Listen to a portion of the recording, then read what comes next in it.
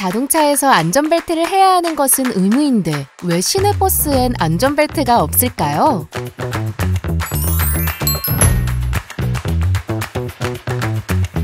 시내버스뿐만 아니라 농어촌버스, 마을버스에도 안전벨트가 없죠.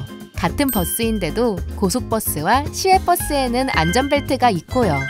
우리가 타는 시내버스의 만차 기준은 보통 40명에서 50명입니다. 출퇴근 시간대에는 정원을 초과하기도 하고요.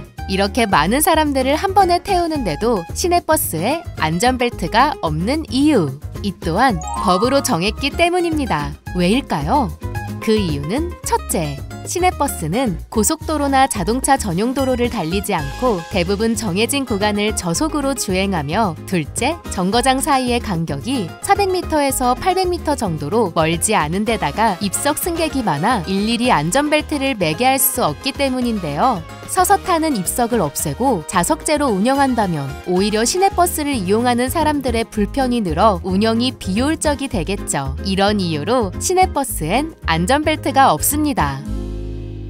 시내버스는 속도가 빠르지 않기 때문이라고 쳐도 KTX는 최대 시속이 무려 300km나 될 정도로 빠르게 달리는데 왜 안전벨트가 없는 걸까요? 여기에도 이유가 있는데요. 먼저 KTX 기차의 무게는 보통 600톤이 넘어 웬만한 물체와 부딪혀도 그 충격은 열차 내 승객에게까지 전달되지 않는다고 합니다. 또 시속 300km로 달리는 기차의 제동거리는 최대 3km가 넘어 급제동하더라도 정지할 때까지 1분 이상의 시간이 걸려 그 사이 승객들은 충분히 자기 몸을 통제할 수 있고 앞으로 튕겨져 나올 가능성이 적기 때문인데요. 게다가 심각한 열차 사고는 대부분 열차가 넘어지거나 뒤집혀 차체가 찌그러지면서 승객의 몸이 좌석에 깔리는 경우가 많은데 이때 안전벨트를 착용하고 있으면 오히려 대피와 구조 작업을 지연시켜 탈출이 어려워진다고 합니다. 실제로 영국철도안전표준위원회 실험 결과 안전벨트를 했을 경우 승객 대피나 구조를 방해해 사망자가 6배까지 늘어날 수 있는 것으로 나타났다고 하죠.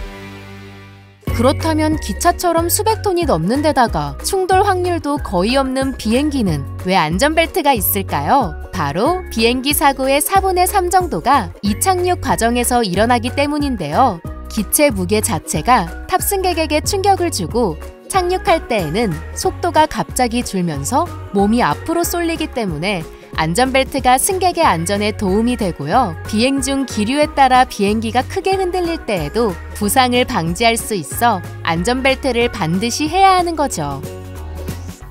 이렇게 시내버스와 기차에 안전벨트가 없는 이유를 알아봤는데요. 완벽하게 안전하기 때문에 안전벨트가 없는 것은 아닙니다. 기차나 시내버스에서 최소한의 안전을 위해 우리가 지켜야 할 수칙들이 있는데요. 우선 버스가 완전히 멈췄을 때 승하차를 해야 하고요. 빈좌석이 있다면 자리에 앉는 것이 서 있는 것보다 안전하겠죠? 또 좌석이 없어 서 있을 때는 의자나 기둥, 천장에 달린 손잡이를 꼭 잡아주세요. 기차는 버스보다 상대적으로 흔들림이 적다고 뛰거나 걸어 다니면 위험할 수 있습니다. 또 기차를 이용할 때 정당한 사유 없이 출입 금지 장소인 운전실, 기관실, 발전실 등에 출입하면 500만 원 이하의 과태료가 부과될 수 있고요. 이유 없이 비상정지 버튼을 누르거나 출입문을 열어 기구를 조작할 경우엔 2년 이하의 징역 또는 2천만 원 이하의 벌금을 물 수 있는 불법 행위라는 점 기억해 주세요.